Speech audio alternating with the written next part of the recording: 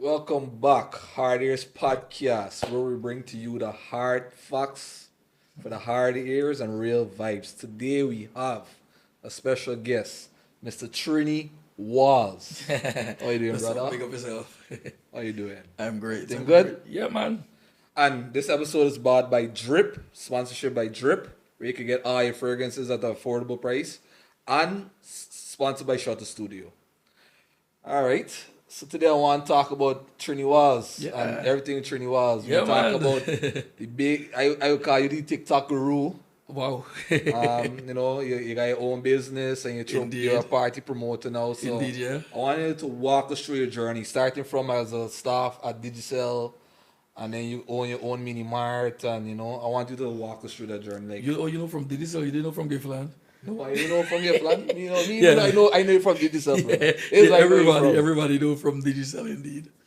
So how was it? What was the key challenges and the turning points along the way? Starting from there, and then I guess I know you went on to TikTok and own your own mini mart and now you're a promoter. Yeah, indeed. So what was like your turning points and the challenges you had along the way? Wow. Well, everybody go through challenges. That's the first thing. Yeah. But it's how well you deal with the situation at hand and how well you put forward to deal with those challenges. And for me, I would say from like a tender age, from say 17, as soon as I finished school, I lingered like a year, and then I went off to Government Technical Institute and I did electrical installation. Oh, you went GTI. I went Yeah, GTI. I went to GTI, and the best and the thing is, what I studied at GTI, I'm not even pursuing it now. I'm not even doing it. Same. I study computer science. Yeah, you I see, study right? computer science. Indeed. So from you said you started from Giffland. Yeah, indeed. And then you went on to work at Digicel. Yeah, and then I so how worked long at you work Digicel. at Digicel for? Digicel, I worked for Digicel like about roughly to 3 to 4 years. Yeah, 3 to 4. And what age was that? Like from what age to? age range can't remember. Can't I remember. literally cannot remember, but I think I was like in my 20s. Okay, In my so 20s, yeah. so from there, after Digicel, like what made you like? Did you this when you started Minimart or this when you went on to TikTok? Actually, working at Digicel, I already had business. You had business I already. had my business already. That's crazy. So it's like I worked at Digicel and still had to go home and open my personal business. Okay, well, we did talk about on the last episode. I did say on the last episode you could have your 9 to 5 and also Indeed, is how well you. and it's much recommended in this economy right now that Indeed. you have a 9 to 5 and True. you have your side Yeah, business. true, indeed, yeah. So then what made you transition fully to quit the 9 to 5 and starting your own business? Oh, what happened? COVID come. COVID. COVID come. Then I confronted my ex-boss, like to what we'll do into preparation and so forth. And you remember COVID come and it shifted a lot of stuff. And I decided, I need to focus on my own business because looking at COVID, there's a whole lot of shift can happen. You start work less hours, things adjust, your salary get cut and all these things. So I had to put something in place to say, well, I have something that brings me income and I need to pay more emphasis on this or pay attention to what I like and my passion is something that I developed for myself. Yeah, COVID was a turning point for a lot of people. Indeed, a true. lot of- a It lot was of it was a people. blessing in disguise for a lot of people like myself, I must say. Yeah. And COVID, that's when TikTok. I think that's when TikTok came about. TikTok was in the was in the prime, like people now knowing about it, Yeah. and it was kind of more of a content stuff. Yeah. Like you create That's why content. I started TikTok, but after COVID ended is when I started get back into the real world and Because you ended it remember because- you didn't have much to do, Yeah, and so- the day used to just be of you being home and just Exact- focusing on what's trending on social media. Exactly. True. I think if I pursued it, I could have end up just like you too. Indeed. I could have been just like It's you. a passion. You gotta like something. Yeah. There's a I lot did of it for dedication. fun. I did it for fun. Indeed, you see? I did it for fun. But I see you grab it by the horns and you took it full. Indeed, yeah. So now when you started TikTok, like I want you to teach the people out there that want to start TikTok or what was it, how to make money from this TikTok, how to use TikTok at your advantage. Because some people don't know how to use TikTok to your advantage when TikTok using them. All right, actually. well, we wouldn't focus on TikTok. We'll try to focus on the aspect of all social media platform, right? Yeah, we could do that. First thing first, you gotta understand social media. You gotta understand the algorithm. understanding the algorithm, when to post, when not to post, certain stuff to go on, certain trends, because everything pushes you. Yeah, yeah. But once you master the algorithm, you're good. And the good thing about it is that what I find most persons have when it comes to social media, they don't find the niche. Or if they find the niche, they push it away and focus on what they want to focus on. A niche would be like your own kind of. Yeah, like you analyze your social media platform, you look at the videos that will constantly going viral for you. What people like about you, and those are the aspect and content that you want to stick to. Because I can like being myself and being frank, and those go viral, but I snap back into being this kind of soft music and the quotes and these things. It's like people like these things. It influences people. It puts them there, but people can see that that's not for you. So now you got to focus on your niche. What makes you go viral all the time? Yeah. That's where you got to shift yourself to. Okay. And like you did mention you have to know when to post and when not to. Like, what's the perfect? I saw a post, somebody said like the right times to post is either 8 p.m., 12, 11 p.m. and 6 p.m. in the night. 8 a.m. 8 a.m. Because I think that's when people going into work or before going to work or Yeah. when they just reach into work. Yeah, like like to me, I would say the best time to post something is like from 5:30 in the morning 5:30 or in the morning. directly 6 o'clock, because those are the times when somebody in public transportation getting to work, they're driving, they're in traffic, the traffic light, you stop, you bump across something. Likewise, the same in coming home, you post like 2:33. So within that time, you can start going on So the. you don't think that people when soon they reach into work before they start the walk they don't They start the walk? I think that I think It- the majority of people just jump on TikTok before they It start. got some people, yeah, but it got some people. Remember, it's according to the job that you do. Yeah, It got some yeah, people yeah, the job, that the too. job, the job. That too, take that too, that all too. the time, you know. That You got some people that just be at the job and they just sit, and that's the only thing they can do.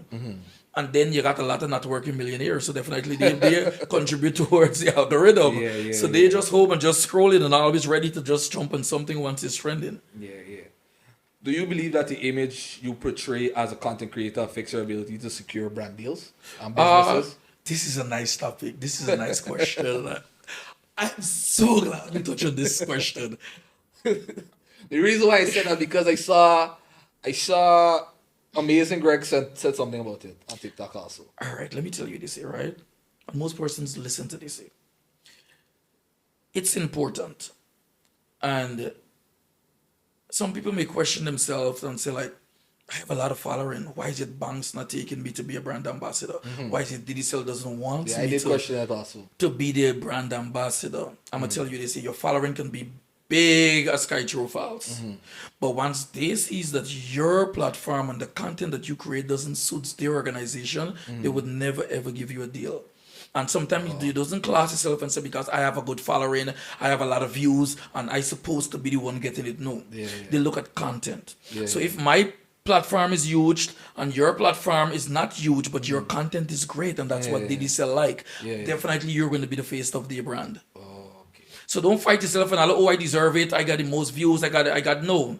They look at your character, your conduct, and everything. Oh, so it does matter. Indeed, it does matter. Likewise, you get some companies, they're not big, but they just want to use you because you're the face of social media. You're the person that's trending, and it's going to be good for business, and it's going to push my business.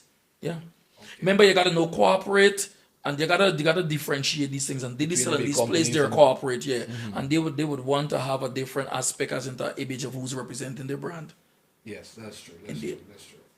All right. So I saw you made a post, Which was and this post is about because common entrance results came out yesterday. oh yeah, And I indeed. saw you made a post about you get 371 marks when you wrote common entrance. Yes, indeed. And you went to Carmel. Yes, Carmel. And you also from there you own your own home, your own car, your own business before the age of 30. Yes, indeed. So I want you to like what's the The car message? came after 30. It come after 30. Yeah, but the house and Alright, the alright. business was before. But still, if the house come before, Which is a great it's still accomplishment. a great accomplishment because I went tutorial. So I want what is the message that you have for the young ones that just write common entrance? Because before the podcast started, we were talking about a young lady was being interviewed and she said that when the interviewer asked her what she wanted to become, she said she wanted to become an entrepreneur. Yes, indeed. And the interview looked like, you know, Yeah, She indeed. like It's she like was she like was appalled, surprised. Like, like an why would you want to entrepreneur. become like it's a stigma, like it's a bad Yes, thing. indeed. I think I watched that. So what is the message you would like to like give the young ones that didn't get QC or bishops or the top schools and that are in doubt and self doubting yourself? What I would tell them is not the end of the road, and nothing determines your future.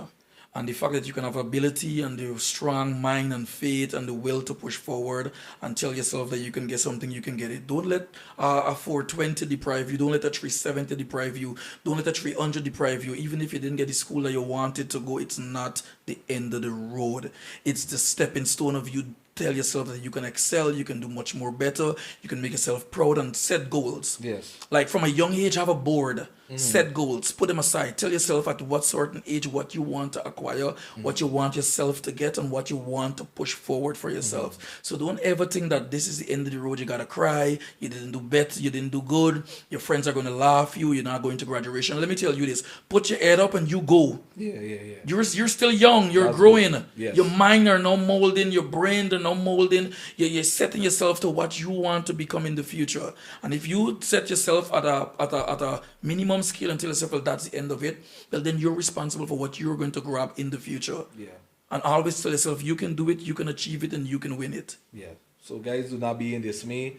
A CXC mark or a common entrance score do not determine your future and do not determine the type Indeed. of person And the you thing are. about it, right? When I wrote that statement, person thought that I was lying when I told them I got a 6 in maths, a 5 in English, a 4 in science, a 4 in social studies, and the only thing I did great in is home management. And somebody commented and they was like, no wonder your houses be so nice and clean. because I did great in home management, Yeah. right? So Yeah, definitely. yeah. At least you know for manage your own. Indeed, and I did not tell myself because I did bad in CXC. That's what I got to portray and go ahead and think that I can do better, and I Exactly. can't put nothing to myself. And let me tell you this, here, so you see the law of attraction. Most persons does not. Most persons in believe in it. They don't believe in the law of attraction, and the law of attraction is a weapon and it's a tool. Talking to the universe, reasoning with the universe, and tell the universe what you need, what you need to attach to your life. Trust me, it do come. I know, but days I've been in public transportation, and I have a fantasy for infrastructure. I like houses. I used to pass every house that I love and tell myself that's my house. Yeah.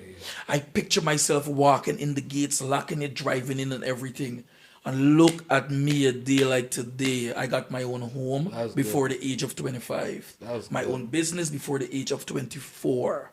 And I can tell you this here, so nothing can stop you. Once you vision it, you put it out to the universe, you definitely will grab it. So law of attraction is a real Indeed, thing. it's powerful and a real it's thing. powerful It's a and you real should thing. take advantage of it.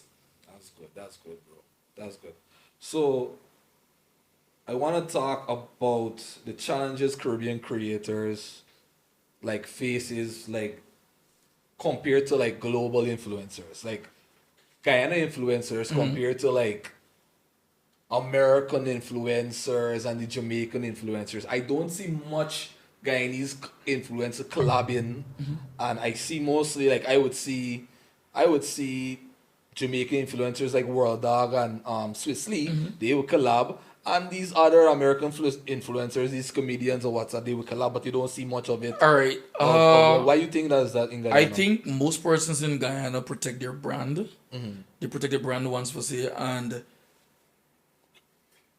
they're selective people who I think are in private competition with themselves or tell themselves they're greater than somebody that they can't collab with them. Okay, Or yes. I shouldn't be seen in a photo with this person or I shouldn't be seen in a video with this person because I think that in your own bracket that you're bigger than Which and I don't blame nobody to protect their brand.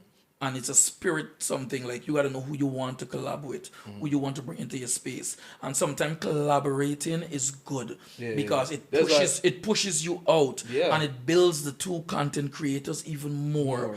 Because I can tell you this is a collaborating and being in a space with every content creator in one room, it makes the audience feel attached. It makes the audience feel more good. They feel like, oh, I love to see this here. I love to see everybody together. I don't want to see everybody branching apart and they're not doing stuff. So collaboration is something really good. Yeah, And that's what yeah. most influencers and content creators should put into perspective as they're coming together There's and what I doing would more do. stuff together. I would do that because if I'm saying the world is big enough, Guyana is big enough for Indeed, people so to true. collab and push one another. Everybody could push one another, Mm-hmm. and you don't gotta be a bite back, a crab in a barrel kind of. It don't have to be like that. Indeed. But it seemed like it's like that. So I wanted to know what was like your perspective on it.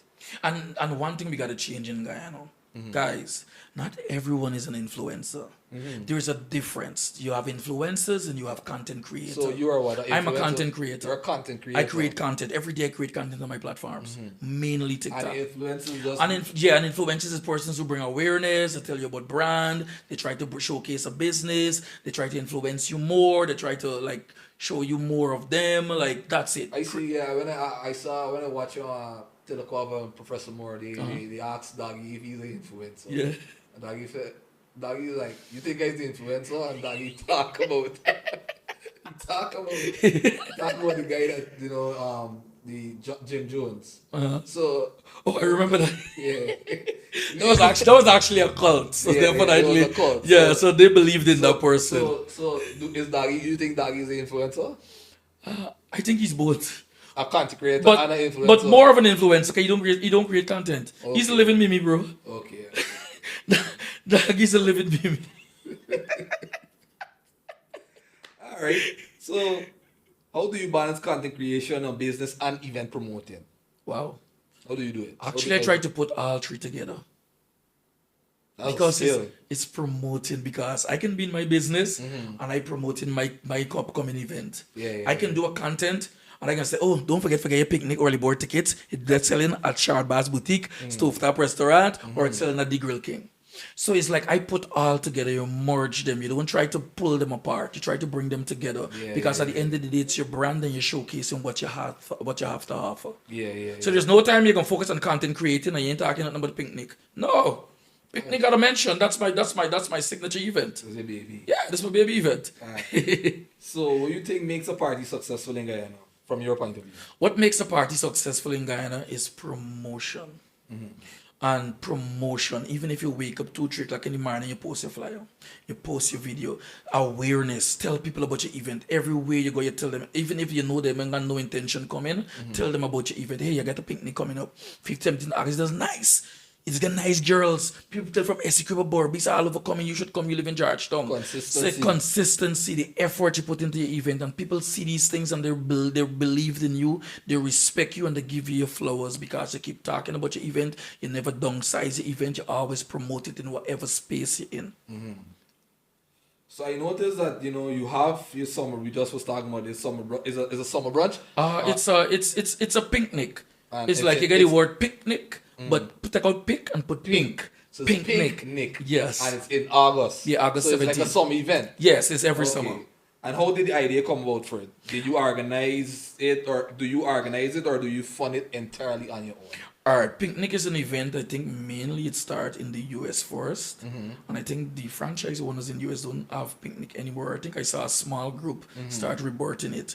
But what happened? You find a few Caribbean countries like myself and Trinidad, Antigua. They took upon themselves to start bring the trend into their Because the country. ideas always come from an idea. Indeed. Nobody owns an Indeed, idea. so true. So to be creative, instead of using the word picnic loosely, I put picnic GUI. Likewise, you have picnic TT and picnic Antigua. So you understand me?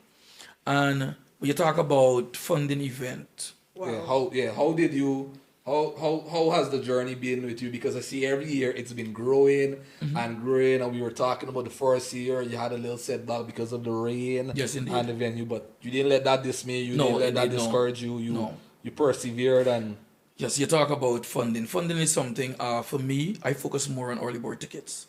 That is something that I reiterate on. I try to push as much ticket as possible, and I also try to push as much packages as possible. So now, when you get these finance from the early bird ticket, remember these are money that you pull in that you didn't have to invest to get it. But remember, you got to push yourself to get these income.